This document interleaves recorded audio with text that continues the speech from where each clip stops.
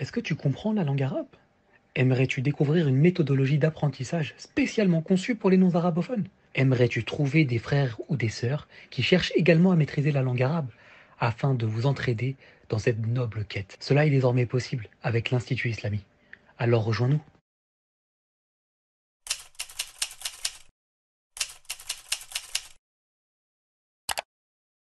Assalamu alaikum wa rahmatullahi wa barakatuh.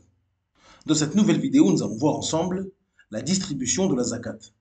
Dans cette vidéo, nous tenterons de répondre à la majorité des questions que les gens se posent concernant la distribution de la zakat. Comme la permission ou non de retarder la distribution de la zakat, est-ce que c'est le propriétaire des biens ou le gouverneur musulman qui doit sortir la zakat? Est-ce que celui qui possède de l'argent haram doit sortir la zakat? Nous tenterons de répondre à toutes ces questions à travers la lumière des textes et les paroles des savants. Sans perdre plus de temps, on passe à l'explication. Bismillah walhamdulillah wassalatu wassalamu ala rasulillah wa ala alihi wa ashabihi wa man wala. Amma ba'd. L'obligation de sortir la zakat immédiatement. Comme nous l'avons dit dans la vidéo de la définition du mot zakat, la zakat est une obligation et un pilier de l'islam. Il est donc obligatoire pour celui qui est imposable à la zakat de la donner immédiatement et ne surtout pas retarder sa sortie. Lorsque l'entrée du ramadan est annoncée, nous n'entendons pas de musulmans dire « je vais commencer à jeûner dans 2 jours » ou dire « le mois de ramadan tombe en été, cette année je vais le faire en hiver, incha'Allah ». Mais malheureusement, nous voyons énormément de musulmans négliger la zakat en n'étudiant pas ce chapitre, en retardant sa sortie, voire en ne la donnant pas du tout. Être négligent dans la sortie de la zakat est un immense péché, comme toute négligence avec n'importe quel pilier de l'islam. Allah Azza wa Jal a ordonné la zakat aux musulmans en disant وَأَقِيمُوا الصَّلَاةَ وَآتُوا الزَّكَاةَ وَأَطِيعُوا الرَّسُولَ لَعَلَّكُمْ تُرْحَمُونَ. dans la sourate 24 au verset 56, d'après la traduction approximative, Allah Azza wa Jal dit accomplissez la salat, acquittez la zakat et obéissez aux messagers, afin que vous ayez la miséricorde. Ibn Qudama rahimahullah a dit concernant l'ordre d'Allah Azza wa Jal, ici, il y a une indication qui implique l'immédiateté. La zakat est obligatoire pour répondre aux besoins des pauvres et elle est urgente. Donc, l'obligation doit être urgente. Fin de citation. En résumé, la zakat est une adoration que le musulman doit faire dans son temps et il ne doit surtout pas la retarder, tout comme la prière ou le jeûne du mois de Ramadan. Ce qui est voulu ici par sortir dans son temps est lorsque la personne atteint le nisab et que le hawl est terminé. S'il ne sort pas la zakat alors que le hawl est terminé, il est dans le péché. Bien évidemment, il est permis pour une personne de retarder la sortie de la zakat si elle a une raison valable, comme la peur de se faire voler ses biens dans une période de trouble, ou encore que le gouverneur ne sorte pas la zakat correctement. L'obligation de rembourser les zakats non payés. La majorité des savants voient que si un musulman ne donne pas la zakat pendant plusieurs années alors qu'il était imposable, puis souhaite se repentir, il devra obligatoirement payer toutes ces zakats qu'il n'a pas payées par le passé. La zakat est le droit des pauvres et des nécessiteux. Ce droit ne tombe pas avec l'ignorance ou l'oubli du musulman. Le musulman qui n'était pas au courant de l'obligation de la zakat n'aura certes pas de péché, mais il doit obligatoirement rembourser les zakats qu'il n'a pas donnés dès qu'il prend connaissance de son obligation. Quant à celui qui est négligent en n'apprenant pas le chapitre de la zakat alors qu'il est imposable, ou celui qui refuse tout simplement de la donner par avarice, il doit se repentir de son péché et rembourser toutes les zakats qu'il n'a pas données. An-Nawawi rahimahullah a dit si plusieurs années se sont écoulées sans que la zakat ne soit payée, il est obligatoire de la payer en totalité, que l'on ait conscience de son obligation ou non, que l'on se trouve dans un territoire d'islam ou un territoire de guerre. Ceci est notre madhab. Fin de citation. Le jugement de celui sur qui la zakat est obligatoire, mais meurt avant de la donner. Cette question concerne une personne sur qui la zakat est obligatoire, c'est-à-dire qu'il a atteint le nisab et le hawl, mais qui est mort avant de pouvoir sortir la zakat. Les savants ont divergé concernant cette question. Certains ont dit qu'il ne fallait pas sortir la zakat dans ses biens et qu'il fallait privilégier les héritiers. D'autres ont dit qu'il fallait donner la zakat uniquement si le défunt demande que l'on paye sa zakat dans son testament. S'il ne le fait pas, alors il faut donner ses biens à ses héritiers. Certains savants ont dit qu'il est obligatoire de sortir la zakat pour le défunt. Et c'est l'avis qui semble être le plus juste et Allah Azza wa Jal est le plus savant. Dans cette situation, la zakat était obligatoire sur la personne avant qu'elle meure. Il s'agit donc d'une dette qu'il est obligatoire de rembourser. La zakat est une obligation sur le riche que la mort ne fait pas disparaître.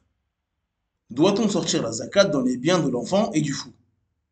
Cette question concerne les biens imposables de l'enfant, c'est-à-dire celui qui a reçu un héritage ou des biens avant d'avoir atteint la puberté.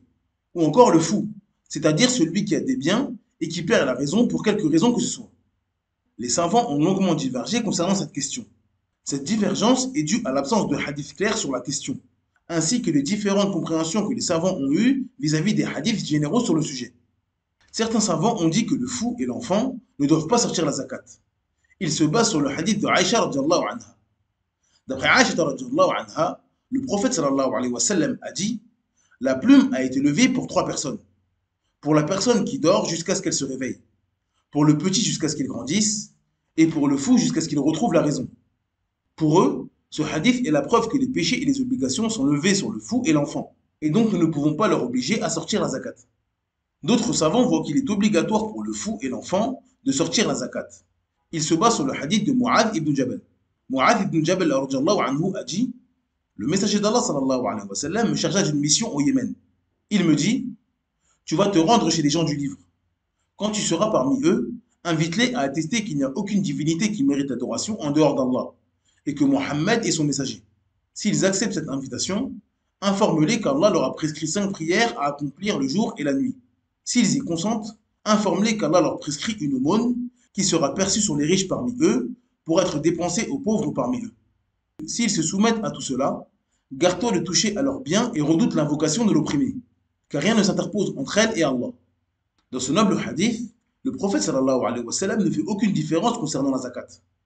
Il dit que la zakat concerne le riche et qu'il doit donner une partie de ses biens à celui qui mérite la zakat. Pour ces savants, cela englobe le riche adulte ou enfant, ayant la raison ou non. L'avis qui semble être le plus juste, et Allah Azza wa Jal est le plus savant, est que la zakat n'est pas obligatoire sur le fou ou l'enfant, mais elle est obligatoire sur son tuteur.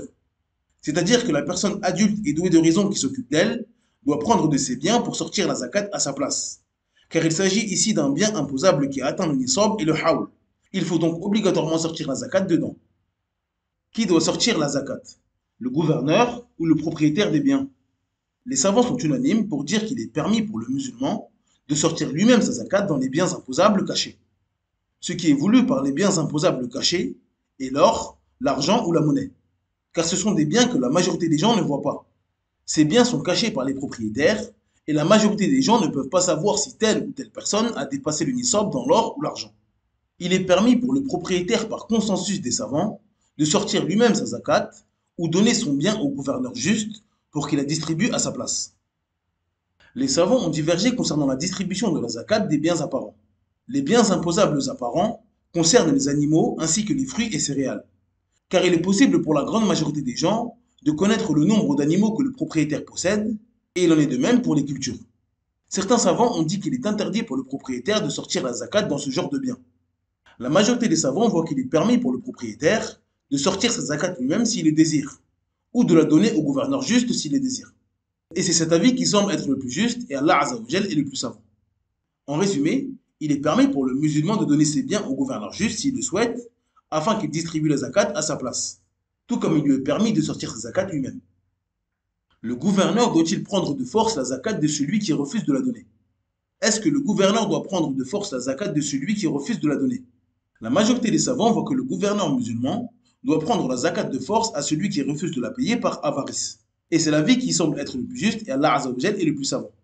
Certains savants ont même ajouté que le gouverneur devait, en plus de prendre la zakat de force, faire des lois afin de punir gravement cet acte, dans le but de dissuader les gens de ne pas donner leur zakat. Peut-on donner sa zakat au gouverneur injuste? La majorité des savants voient la permission de donner la zakat au gouverneur musulman injuste, s'il la demande. Cela fait partie de l'obéissance au gouverneur que le musulman est obligé de s'acquitter. D'après Ibn Mas'ud radhiyallahu anhu, le prophète sallallahu alayhi wa sallam a dit: il y aura certes après moi des privilèges et des choses que vous désapprouverez. Les gens dirent: ô messager d'Allah, que conseilles-tu à celui qui rencontrera cela? Il répondit: accomplissez vos obligations envers eux et demandez à Allah vos droits. Wa'il ibn Hujr radhiyallahu anhu a dit: un homme questionna le prophète sallallahu alayhi wa sallam en lui disant: que faire si nous avons des gouverneurs qui nous privent de nos droits, mais demandent les leurs? Le prophète sallallahu alayhi wa sallam répondit: écoutez-les et obéissez-leur, car ils seront tenus responsables de leurs actes et vous serez tenus responsables des vôtres. Doit-on sortir la zakat de l'argent haram?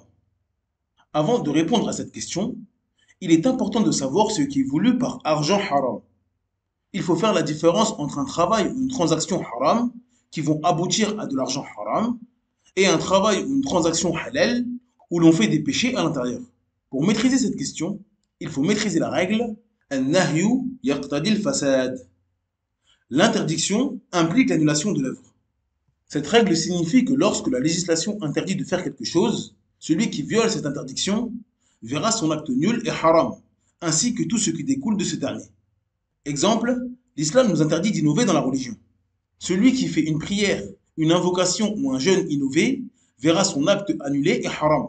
C'est-à-dire que c'est comme s'il n'avait fait aucun acte et il n'aura rien de ce qui doit découler d'une prière, une invocation ou un jeûne, c'est-à-dire des hasanat. Au contraire, il a un péché pour cela, car l'islam nous a formellement interdit d'innover dans la religion. Autre exemple, une personne vole un téléphone, puis cherche à le revendre. L'islam nous interdit clairement le vol, et la personne a un péché pour cet acte. Mais il est évidemment interdit pour le voleur de vendre ce qu'il a volé, car ce bien est en sa possession par un moyen interdit par l'islam, c'est-à-dire le vol. Pour la législation, ce bien ne lui appartient pas. Il ne peut donc pas le vendre. S'il le fait, son argent sera haram car l'acquisition de ce bien est nulle et haram, ainsi que tout ce qui en découle. Les questions concernant cette règle que se sont posées les savants sont: est-ce que l'interdit implique constamment l'annulation? Et à quel moment l'interdit implique l'annulation? Les savants ont énormément divergé sur ces deux questions. Pour maîtriser cette règle, il faut savoir qu'elle ne sort pas de 4 cas. Lorsque l'interdiction concerne l'acte en lui-même ou un de ses piliers. Lorsque l'interdit concerne l'acte en lui-même ou un de ses piliers, l'œuvre de celui qui viole cet interdit est nulle. Exemple, l'interdiction pour la femme de prier en état de menstru. L'islam a interdit à la femme en état de menstru de prier. Si une femme prie alors qu'elle est en état de menstru, sa prière sera nulle et haram. Elle aura un péché pour cela, car l'interdiction ici concerne l'acte en lui-même. C'est l'interdiction de prier en état de menstru lui-même qui est mentionnée dans les textes. Celui qui fait cela verra son acte nul et haram. L'interdiction qui concerne une condition. Lorsque l'interdiction concerne une condition de l'acte, l'œuvre de celui qui viole cet interdit est nulle. Exemple, l'interdiction de prier sans ablution. L'islam a interdit aux musulmans de prier sans purification rituelle. Si une personne prie sans être en état de purification rituelle alors qu'elle est en capacité de la faire, sa prière sera nulle, en plus d'avoir un péché pour cela. Car l'interdiction ici concerne une condition de la prière, c'est-à-dire la purification rituelle. Lorsque l'interdiction concerne une caractéristique inséparable de l'acte. Lorsque l'interdiction concerne une caractéristique inséparable de l'acte, l'œuvre de celui qui viole cet interdit est nulle. Exemple, l'interdiction de jeûner les 2 jours de Eid. La législation a interdit aux musulmans de jeûner durant les 2 fêtes de l'islam. Si une personne jeûne un jour de fête, son jeûne sera nul en plus d'avoir un péché pour cela. Car l'interdiction ici ne concerne pas le jeûne en lui-même, mais plutôt l'interdiction de jeûner un jour précis, en l'occurrence un jour de fête. L'interdiction de jeûner le jour du Eid ne peut intervenir que le jour du Eid. Il s'agit donc ici d'une caractéristique inséparable. Lorsque l'interdiction concerne une caractéristique étrangère à l'acte. Lorsque l'interdiction concerne une caractéristique étrangère à l'acte, l'œuvre n'est pas nulle. C'est-à-dire que la personne a un péché, mais son œuvre n'est pas nulle. Exemple, prier sur une terre qui a été volée. L'islam interdit aux musulmans de prendre une terre qui ne nous appartient pas. Si un musulman vole la terre d'autrui, il aura un péché, car cela est interdit en islam. Cependant, s'il prie sur cette terre volée, sa prière n'est pas nulle, car la prière qu'il a effectuée sur cette terre volée ne concerne pas un pilier ou une condition de la prière, ni une caractéristique inséparable de l'œuvre. Pour savoir si l'interdiction concerne une caractéristique inséparable ou non de l'acte, il faut se poser une question lorsque l'on fait un acte interdit. Est-ce qu'il y a des gens qui peuvent faire le même acte que moi sans commettre un interdit? Si la réponse est non, alors l'interdiction concerne une caractéristique inséparable de l'acte. Et si la réponse est oui, alors l'interdiction concerne une caractéristique étrangère à l'acte. Exemple, l'interdiction de jeûner les 2 jours de fête. Est-ce qu'il est possible que 2 personnes souhaitent jeûner le jour du Eid en même temps et qu'une seule personne entre les deux tombe dans le haram et l'autre non? La réponse est évidemment non. Toute personne qui jeûne le jour du Eid tombera dans le haram. L'interdiction de jeûner le jour du Eid est donc une interdiction inséparable de l'acte. Voler une terre et prier dessus. Si une personne vole une terre, puis décide de prier la prière du Isha dessus, la question est la suivante. Est-ce qu'au moment où cette personne effectue la prière du Isha sur une terre volée, d'autres musulmans effectuent la prière du Isha sans tomber dans le haram? La réponse est évidemment oui. Il y a des gens qui ont prié à la mosquée sans avoir volé aucune terre. Nous disons donc que celui qui a volé cette terre a commis un grand péché, mais que sa prière sur cette terre est valide, car l'interdiction de voler une terre est étrangère au fait de prier la prière du Isha. Autre exemple en lien avec les biens et la zakat. Un vendeur d'alcool. Il ne fait aucun doute que vendre de l'alcool est interdit en islam. Pour savoir si cette interdiction implique l'annulation de l'œuvre et donc ce qui en découle en termes de revenus, nous nous posons la question suivante. Est-ce qu'il est possible que deux personnes vendent de l'alcool et qu'une seule soit dans le halal et l'autre dans le haram? La réponse est bien évidemment non. Vendre de l'alcool est haram dans n'importe quelle situation. Donc nous disons que celui qui vend de l'alcool est dans le haram et l'argent qui découle de ces ventes est également haram. Un mensonge dans une vente. Mon voisin est un vendeur de voitures. Il a absolument besoin d'une vente pour la fin du mois. Un client vient le voir et sa peur de rater la vente le pousse malheureusement à cacher les défauts de sa voiture pour être sûr de pouvoir la vendre. Ceci est un mensonge et il ne fait aucun doute que l'islam interdit le mensonge. Pour savoir si cette interdiction implique l'annulation de l'œuvre et donc ce qui en découle en termes de revenus, nous nous posons la question suivante. Est-ce qu'il est possible que deux personnes vendent une voiture et que l'un tombe dans le haram en montant et l'autre non? La réponse est évidemment oui. Cela nous montre que l'interdiction de mentir est étrangère à l'acte de vendre une voiture et n'implique pas l'annulation de l'œuvre. Cela signifie que le vendeur qui a menti a commis un péché. Mais nous ne disons pas que tout l'argent qu'il possède est haram et qu'il doit s'en débarrasser. Concernant le jugement de sortir la zakat dans un bien haram, nous disons que l'avis qui semble être le plus juste et Allah Azza wa Jal est le plus savant et qu'il n'y a pas de zakat dans ce bien. Comme nous l'avons dit précédemment, un bien haram est considéré comme un bien qui n'existe pas pour la législation. Donc, il ne peut pas y avoir de zakat dessus.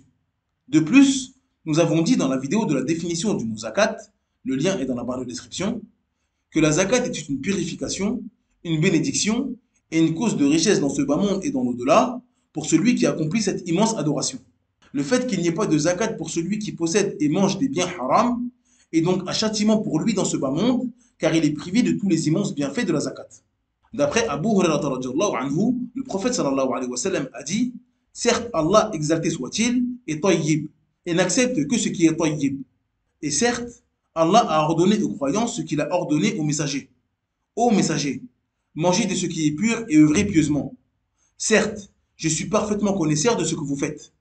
Il a également dit: ô vous qui croyez, mangez des choses licites et pures, dont nous vous avons gratifié. Ensuite, le messager d'Allah sallallahu alayhi wa sallam évoqua un homme qui effectue un long voyage, tout ébouriffé et couvert de poussière. Il lève les mains au ciel et dit: ô Seigneur, tandis que son alimentation est illicite, sa boisson est illicite et qu'il a été nourri de l'illicite. Comment celui-ci pourrait-il être exaucé? Al-Nawawi rahimahullah a dit à propos de ce hadith, Al-Qadi rahimahullah a dit: le terme At-Tayyib est un attribut d'Allah le Très-Haut. Il signifie qu'il est exempt de défauts, et cela signifie qu'il est saint et pur. Le terme Tayyib trouve son origine dans la pureté, la propreté et l'exemption de toute impureté. Ce hadith fait partie des hadiths qui sont les principes de l'islam et les fondements des jugements. J'en ai rassemblé 40 dans ce recueil. Il encourage les dépenses licites et interdit les dépenses illicites. Il indique également que les boissons, les aliments, les vêtements et autres doivent être totalement licites, sans ambiguïté. Et celui qui souhaite faire une invocation doit prêter davantage d'attention que les autres. Fin de citation. Le jugement de la zakat de celui qui possède des biens halal et haram mélangés. Comme nous l'avons dit précédemment, la zakat ne doit pas être sortie des biens haram. Cependant, il y a des personnes qui possèdent des biens haram et halal mélangés, comme celui qui possède une épicerie et qui vend de l'alcool et des produits de première nécessité, ou encore celui qui possède une boîte de nuit dans une ville et un restaurant dans une autre. Que doit faire cette personne avec ses biens concernant la zakat? Si une personne possède des biens imposables halal, ils ne doivent pas être rendus haram par les biens haram qu'il possède. Il doit absolument séparer ses biens halal de ses biens haram. Et si ces biens halal sont au-dessus du nisab pendant une année lunaire, il devra donner la zakat dans son argent halal. Exemple, Un épicier vend malheureusement de l'alcool, mais tout ce qui est en dehors de l'alcool est halal dans sa boutique. D'après ces chiffres, l'alcool lui rapporte environ 2 000 € par mois. Donc, au moment de sortir sa zakat, il devra enlever de ses biens l'argent qui a été gagné avec la vente d'alcool.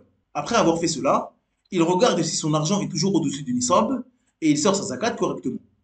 En résumé, celui qui possède des biens haram et des biens halal ne doit pas prendre en considération ces biens haram dans son calcul de la zakat. Comme nous l'avons dit précédemment, les biens haram n'existent pas aux yeux de la législation. Il faut donc séparer les biens halal des biens haram, puis regarder si les biens halal sont au-dessus du nisab. Une fois au-dessus du nisab, il devra attendre une année lunaire et sortir sa zakat. Le jugement des biens haram après un repentir sincère.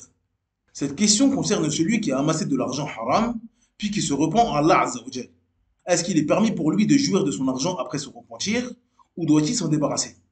Dans cette question, les gens ne sortent pas de trois catégories. Un mécréant qui devient musulman. Il s'agit de celui qui s'enrichit avec de l'argent haram comme l'usure, la vente d'alcool ou la musique, alors qu'il était mécréant. Puis cette personne se convertit à l'islam. Dans cette situation, cette personne peut jouir de son argent après sa conversion, car l'islam efface tous les péchés antérieurs. On ne demande donc pas au nouveau converti de se débarrasser de son argent qu'il a obtenu dans le haram. Comme le prophète sallallahu alayhi wa sallam n'a pas demandé aux sahaba qui se sont convertis de se débarrasser de leur argent haram. À l'époque du prophète sallallahu alayhi wa sallam, les juifs de Médine étaient connus pour pratiquer l'usure de manière démesurée. Cependant, lorsque Abdullah ibn Salam, un célèbre rabbin de Médine, s'est converti à l'islam, le prophète sallallahu alayhi wa sallam ne l'a pas questionné sur ses biens et il ne lui a pas demandé de se débarrasser de ce qu'il y avait de haram dans ses biens. Le musulman ignorant. Il s'agit du musulman qui s'est enrichi avec de l'argent haram sans savoir que cela était haram. Comme le musulman qui n'est pas au courant que les assurances sont haram, ou celui qui a appris la fatwa d'un savant égaré, lui permettant de faire de l'usure pour sa première maison, ou que la vente de cigarettes et d'alcool, ou encore faire de la musique, n'était pas haram, mais plutôt détestable. Cependant, une fois qu'il prend connaissance du caractère illicite de la chose, il craint son Seigneur et stoppe cela immédiatement. Dans cette situation, il peut jouir de son argent car il était réellement ignorant du jugement religieux de cet acte. Le musulman laxiste. Il s'agit d'un musulman qui connaît le jugement religieux de l'acte, mais le fait quand même par faiblesse de foi ou par passion. Il continue de faire de la musique alors qu'il sait que cela est haram. Il continue de faire de la boxe, du MMA ou à vendre des assurances alors qu'il sait que l'islam interdit cela. Mais quelques années plus tard, et après un pèlerinage à la Mecque, il décide de tout arrêter et de revenir dans le droit chemin en se repentant sincèrement à son Seigneur. Est-ce qu'il est permis pour ce musulman de garder son argent alors qu'il savait que cela était haram pendant plusieurs années? Les savants ont divergé dans cette question. Certains ont dit qu'il ne doit pas jouir de ses biens car ils ont été acquis dans le haram en connaissance de cause. Il doit donc s'en débarrasser et ne pas en profiter pour que son repentir soit acté.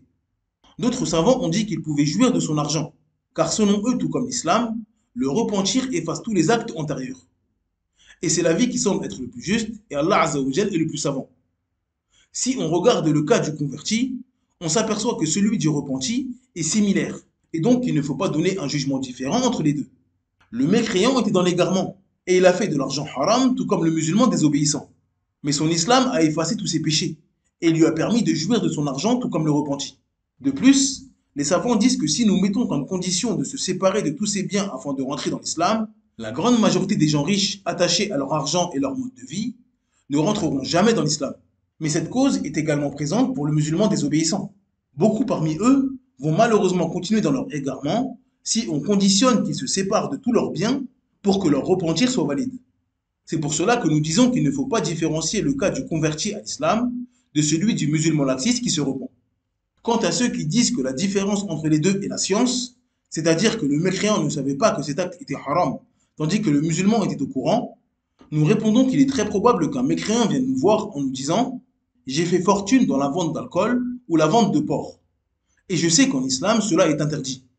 Qu'en est-il de mon argent si je me convertis à l'islam ?»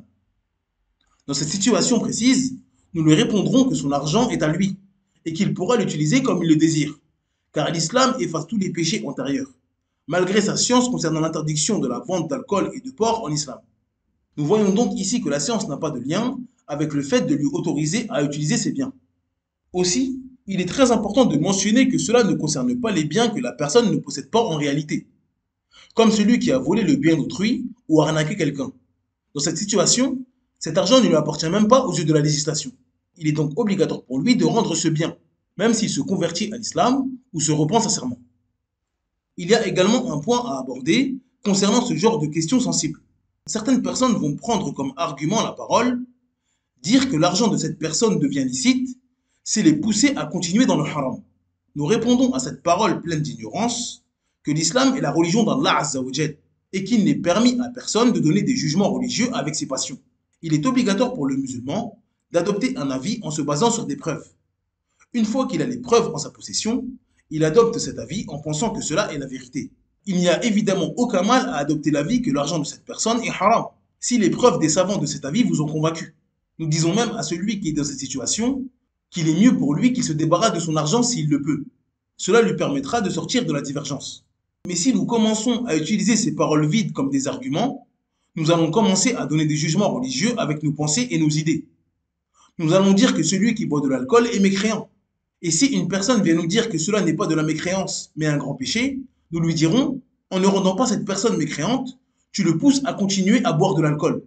Ou nous dirons des paroles telles que, en ne rendant pas ceux qui ne font pas la hijra mécréants, tu les encourages à rester en France. Et ainsi de suite.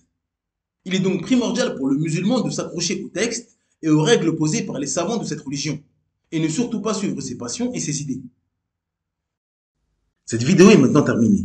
J'espère que vous l'avez appréciée. Si c'est le cas, n'oubliez pas de vous abonner à la chaîne en cliquant sur le bouton d'abonnement et en activant la cloche de notification, afin de ne rien manquer de nos prochaines vidéos. Vous pouvez télécharger gratuitement le PDF de cette vidéo sur le site i-slami.com. N'hésitez pas à commenter la vidéo en partageant votre avis ou en posant des questions dans la section commentaires. Vos commentaires aident à améliorer le contenu de la chaîne et à mieux répondre à vos attentes. Si vous souhaitez rester connecté avec nous en dehors de YouTube, vous pouvez nous trouver sur Instagram, Twitter, TikTok ou encore Facebook. Nous partageons du contenu exclusif et des mises à jour régulières sur ces plateformes. De plus, si vous êtes intéressé par les podcasts, vous pouvez également nous suivre sur des plateformes telles que Spotify ou Deezer, afin d'écouter nos vidéos hors ligne. En attendant, je vous dis Assalamu alaikum wa rahmatullahi wa barakatuh. Subhanaka Allahumma bihamdik. Ashhadu an la ilaha illa ant. Astaghfiruka wa atubu ilayk.